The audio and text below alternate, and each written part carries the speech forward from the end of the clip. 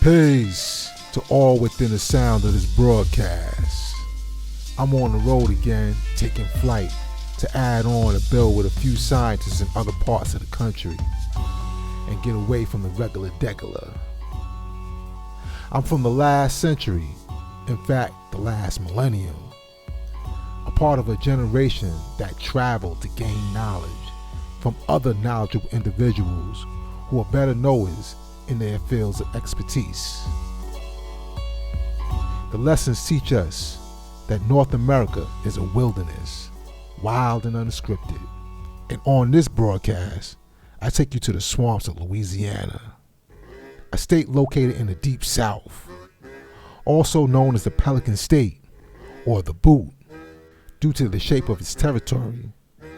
Is known to have a multicultural and multilingual heritage, a place strongly influenced by French, Spanish, and English colonizers, intermingled with natives that were already here and Africans that were brought here.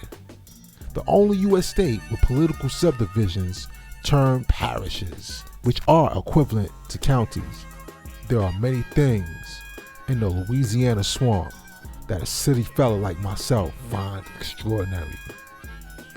It is said that Louisiana wetlands took 7,000 years to form through a process called accretion, a process of growth or increase, typically by the gradual accumulation of additional layers or matter, in which the Mississippi River basin flooded, depositing sediment washed down the Mississippi River, leaving enormous deltas and vast area of coastal marsh and swamp. The weather is hot, humid, rainy, and very swampish. I took a Cajun tour somewhere in Lafayette. Way down in the jungle deep. Home to thousands of alligators, which happens to be a part of the tourist attraction. It is said that alligators are relatively timid and typically try to avoid humans, unless they are trying to protect their young, like this young mother alligator that put on a show for us, hissing at us, trying to scare us away from our eggs that were not too far away. Crocodiles are said to be much more aggressive and will attack humans unprovoked, yet we are unlikely to run into crocodiles in these parts.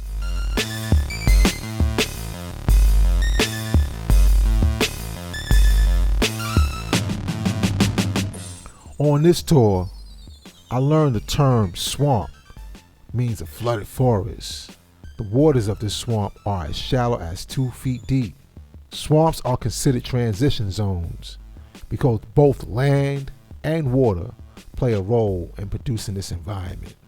Named after Louis XIV, Louisiana covers 52,069.13 square miles, with 43,602 square miles of land and 8,283 square miles of water. I came to these parts to build with our brother, Naj Saeed, who in addition to being a herbalist, he is also proficient in the science of iridology, the science of looking into your eyes and determining the health of your organs in your body. A very interesting science, to say the least. So iridology is the study of the iris, the sclera, and the pupil.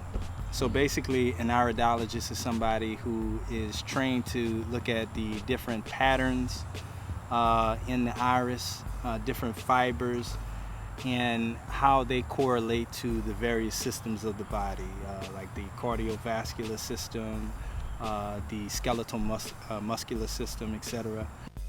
His earth added on with her science of midwifery and home birthing, giving much needed information and advice to gods and earths looking to have children.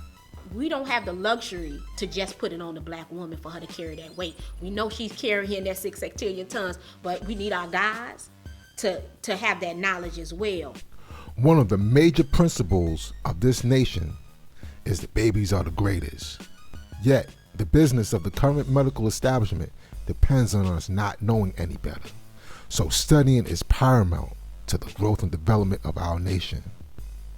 This particular series, filmed here in Louisiana, is dedicated to the study of our health and well-being, as well as some of the rich history shared by Knowledge Saeed and the God Arabi that also gave me a limited tour of New Orleans. Yeah, this is typical July weather in the Gulf Coast region, where you having that mixture of warm air coming out of the Gulf and that cold air, because you got to think that Canada around this time is starting to cool down, you know, and it's even cooler when you come into the month of August. The reason why you have more hurricanes in August is due to that reason, right? Because in August it started to get real cool out there in Canada. If that cold air pushes way down here, it mixes with that hot air in the Gulf. It just depends on which front winds. If the warm front winds, then you got a hurricane. If the cold front winds, then you might have, just a minor storm, nothing too major. But then right now what you have is that Saharan dust coming off of Africa that's messing a lot of these storms up to where they can't really form, which is good for us. Oh, that's interesting. Never observed that. Yeah, all of that plays a part. The only, the only problem with that is if you got allergies, it's gonna tear you up. Because you gotta worry about that pollen and that dust messing with your sinuses and all that. Exactly. It rained on and off throughout my stay, yet overall, it wasn't too bad.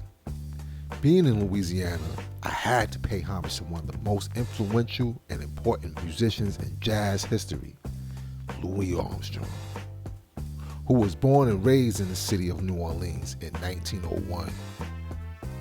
Coming to prominence in the 1920s as an inventive trumpet and cornet player, he was foundational in shifting the focus of music from the collective improvisation to the solo performance.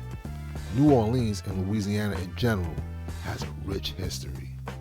It is said that jazz was created in the 20th century by the original people of New Orleans and later expanded into different forms that we know today.